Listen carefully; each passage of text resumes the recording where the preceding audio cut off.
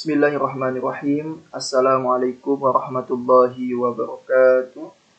Salam sejahtera untuk kita semua, sahabat dimanapun berada. Pada kesempatan kali ini, izinkan kami untuk sedikit berbagi informasi terkait olah data menggunakan SPSS. Adapun SPSS yang akan kita gunakan adalah versi 22. Baik, ada contoh kasus di mana seorang pendidik IPA di suatu sekolah ingin mengetahui apakah pemahaman konsep IPA diperoleh melalui belajar secara otodidak ataukah memang anak tersebut mengikuti les.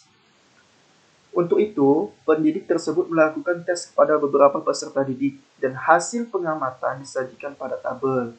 Tentukan apakah terdapat perbedaan signifikan pemahaman konsep IPA peserta didik yang belajar secara otodidak dengan yang mengikuti les.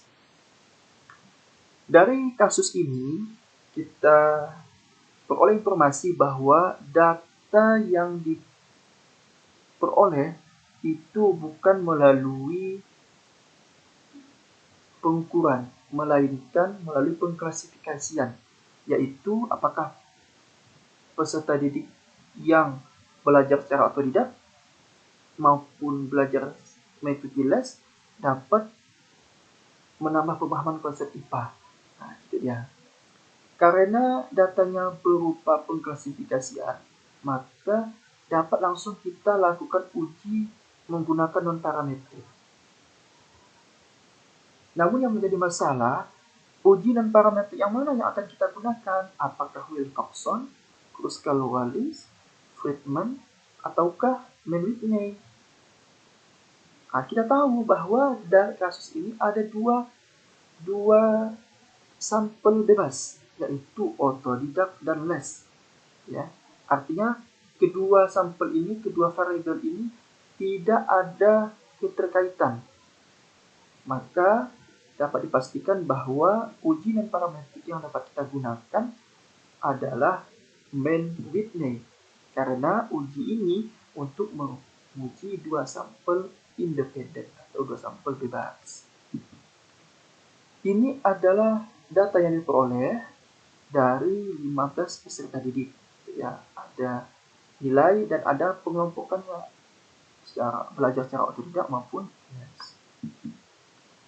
Sudah menjadi suatu keharusan di dalam suatu analisis data. Langkah pertama itu adalah kita harus menentukan hipotesis, baik hipotesis nol maupun hipotesis alternatifnya, karena ini akan berpengaruh ke dasar pengambilan keputusan dan selanjutnya akan berpengaruh ke pengambilan keputusan.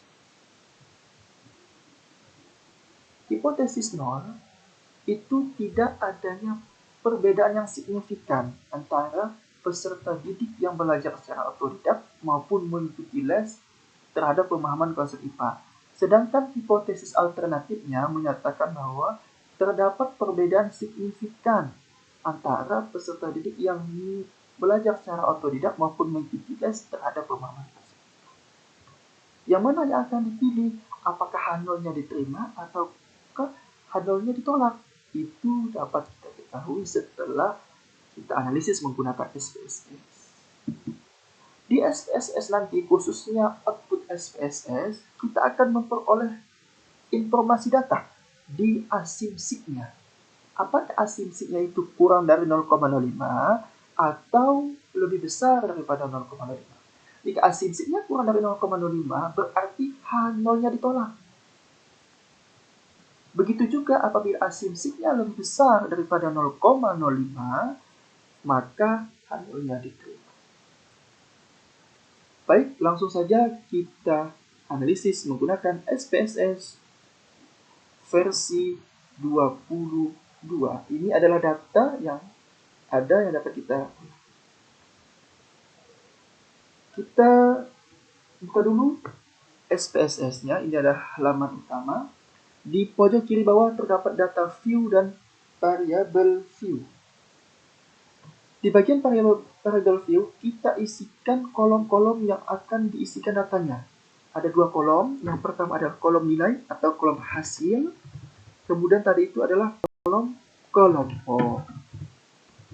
Nah, Di bagian desimal kita perkecil menjadi 0. Tidak ada angka setelah koma. Kemudian di value baris hasil tidak perlu kita isi. Kemudian di kelompok, karena ada 2 kelompok, kita berikan kode. Di bagian value kita beri kode 0 untuk otodidak. Kita add-kan. Selanjutnya kita beri kode 1 untuk les. Kita add-kan. Setelah itu, oke. Kita beralih ke data view untuk kita input datanya. Di bagian kolom hasil, kita isikan data, kelompok juga kita isikan data. Untuk memudahkan dalam penginputan data, lebih baiknya kita persiapkan terlebih dahulu data-data tersebut di Excel. Kebetulan sudah saya siapkan, mari kita lihat. Baik, ini ada datanya, langsung kita copy saja. Copy, kemudian kita pastekan di kolom hasil. Begitu juga di pengkodiannya pada kolom kelompok, kita copy data yang sudah kita siapkan, kemudian kita pastekan di kolom kelompok. Baik, ini adalah data-data yang sudah kita input dan siap untuk diolah. Langkah selanjutnya adalah melakukan proses pengolahan data dengan cara pada menu bar kita klik Analyze, kemudian kita pilih Non-Parametric Test.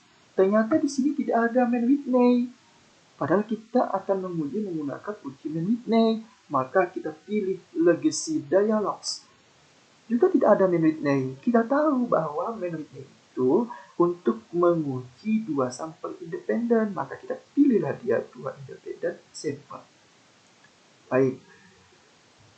Untuk hasil akan kita pindahkan ke kolom test variable list. Sedangkan kelompok akan kita pindahkan ke grouping variable. Pada menu define groups, kita klik. Untuk kelompok 1 atau group 1 ini, tadi kita berikan kode. Ada 2 sampel, yaitu otodidak sama les. Otodidak kodenya 0, itu sebagai kelompok 1, sedangkan les itu sebagai kelompok 2, kodenya 1. Setelah itu kita continuekan. Karena data sudah diisi semua, maka terakhir adalah OK. Maka ini adalah proses output SPSS. Selanjutnya kita tertuju ke tes statistik. Di tes statistik ini, kita perbesar dulu. Di tes statistik ini, kita memperoleh informasi asymmetric to toilet. Berupa nilainya sebesar 0,726. 0,726. Baik, kita kembali ke PowerPoint tadi. Karena 0,726 itu lebih besar daripada 0,05, maka H0-nya diterima. Jika H0-nya diterima, maka tidak ada perbedaan yang signifikan terhadap pemahaman konsep IPA antara peserta didik yang belajar secara otodidak dan mengikuti les. Demikian olah data menggunakan SPSS versi 22. Semoga bermanfaat. Terima kasih atas perhatian sahabat sekalian. Mohon maaf apabila ada hal yang kurang berkenan. Sekali lagi terima kasih. Assalamualaikum warahmatullahi wabarakatuh.